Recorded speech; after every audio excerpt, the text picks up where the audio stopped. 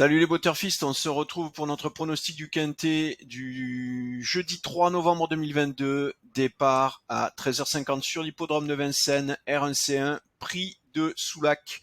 Évidemment de l'attelé, 65 000 € d'allocation, 2700 mètres à parcourir pour les 16 partants âgés de 7 à 10 ans, piste en mâche fer évidemment, corde à gauche. En complément d'information, il s'agit donc d'une course pour les 7 à 10 ans inclus, n'ayant pas gagné 310 000 €. Autant dire que ce ne sont pas des premiers couteaux, mais il y en a de l'historique sur ces chevaux.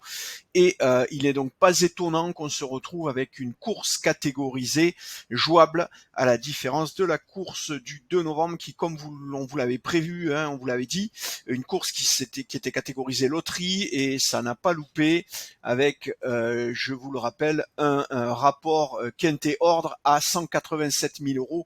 C'est quand même particulièrement élevé, et évidemment c'est dû à la difficulté que vous avez eu à identifier la combinaison gagnante. Très peu de tickets validés gagnants. Bravo évidemment à ceux qui l'ont trouvé. On peut les féliciter, et on rêverait tous évidemment d'empocher un joli quintet à plus de 180 000 € évidemment. Alors on va se concentrer aujourd'hui sur ce prix de Soulac. On va aller tout de suite voir la sélection effectuée par nos algorithmes.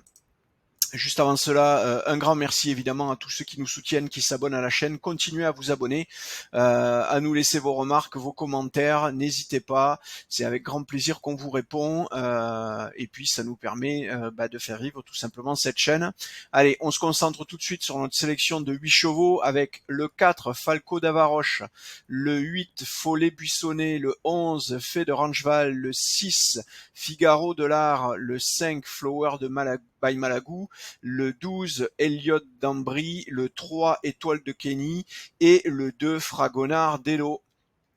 Je vous répète notre sélection: le 4, le 8, le 11, le 6, le 5, le 12, le 3 et le 2.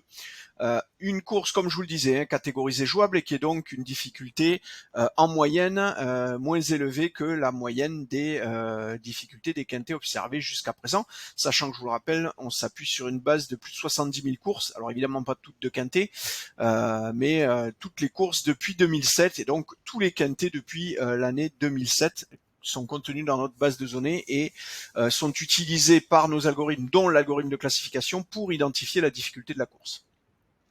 Alors, en ce qui concerne les taux de probabilité de victoire de chacun de ces chevaux, vous le voyez, le 4, Falco d'Avaroche, est donné avec 18,29%. C'est la fourchette moyenne pour avoir une course catégorisée jouable. 18,29% sur le premier cheval. Le 8, Follet Buissonnet, le deuxième cheval de notre sélection, est à 13,50. 13,26 pour le 11, Fait de Rangeval.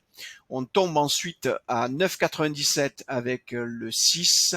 Le 5 est à 8,47. Le 12 est à 6,45 aussi. 8,47, 6,45 pardon. 5,34 pour Étoile de Kenny, le 3. Et le dernier, Fragonard d'Elo, est à 5,17. 5,17 pour le dernier cheval. 13,28. Vous voyez qu'on a 13% d'écart entre le premier et le dernier. Ces 8 chevaux étalés sur 13%. C'est pas mal. On voit quand même un bloc se détacher. Et vous le voyez tout de suite, en jouant les 3 premiers chevaux de notre sélection, vous êtes quasiment à 50%, quasiment une chance sur 2, pas tout à fait.